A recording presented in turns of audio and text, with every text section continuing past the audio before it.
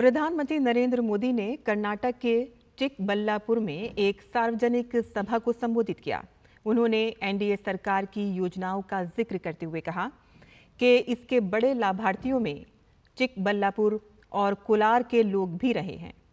उन्होंने कहा कि आजकल देश विदेश में उनका विरोध किया जा रहा है, लेकिन नारी शक्ति के आशीर्वाद की वजह से वो हर चुनौती से टकराते हुए चलते जा रहे हैं।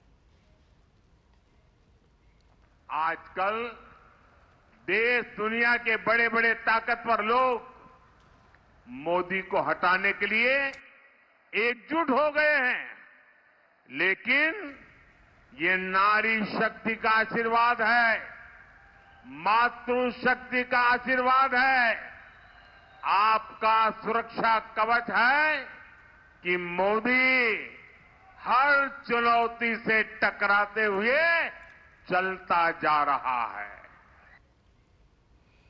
और भाजपा के स्टार प्रचारक प्रधानमंत्री नरेंद्र मोदी ने आज महाराष्ट्र के नांदेड़ में चुनावी रैली को संबोधित किया।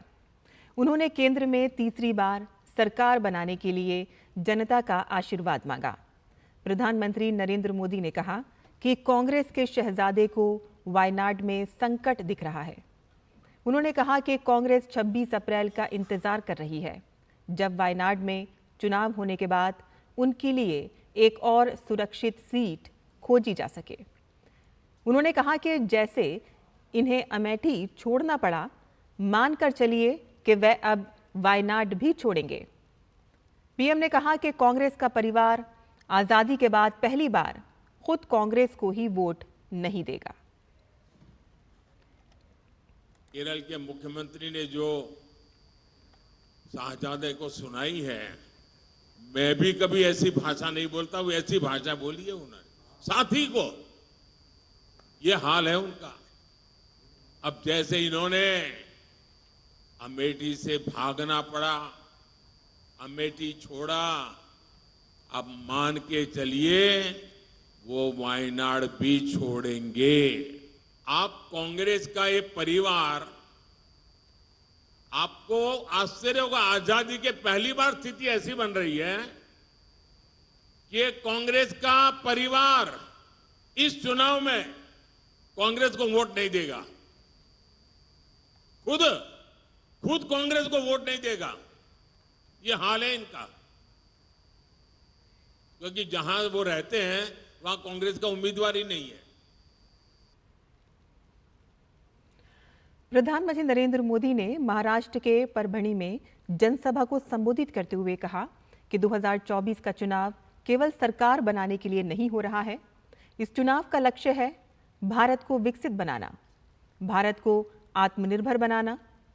उन्होंने इस दौरान कांग्रेस पर निशाना साधा और उसे ऐसी बेल बताया जो साथ रहने वाले को ही खत्म कर देती है। उन्होंने कहा कि प्रदेश में जब तक इंडी अघाड़ी की सरकार रही, तब तक ये एहसास कराया गया कि यहां निजामों की सरकार है।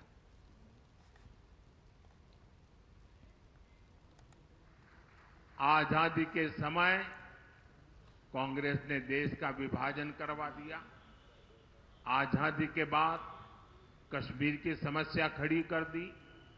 कांग्रेस ने 370 के बहाने बाबा साहब का संविधान कश्मीर में लागू नहीं होने दिया। वहां के दलितों को इतने सालों तक अधिकार ही नहीं मिलने दिए। महाराष्ट्र में इंडी अघाड़ी वालों ने जब तक सरकार चलाई, इन्होंने ये लगने ही नहीं दिया कि निजामों का कब्जा चला गया है। रजाकारों की मानसिकता यहां हावी थी। इन लोगों ने महाराष्ट्र और मराठवाड़ का विकास तो नहीं होने दिया, लेकिन कांग्रेस और नकली शिवसेना की पिछली सरकार याकूब मेनन की कब्र संवारने में व्यस्त थी। और इस विशेष सांकेतिक समाचार में यहां हम रुकते हैं एक छोटे से ब्रेक के लिए। जल्द हाजिर होंगे। आप देखते रहिए डीडी न्यूज।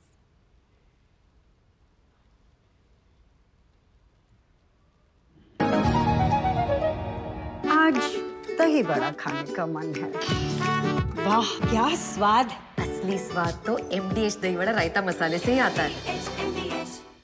शुक्ला बता रहा था आपके बाबूजी ने जायदाद का कुछ हिस्सा नौकर के नाम कर दिया। अब नौकर हर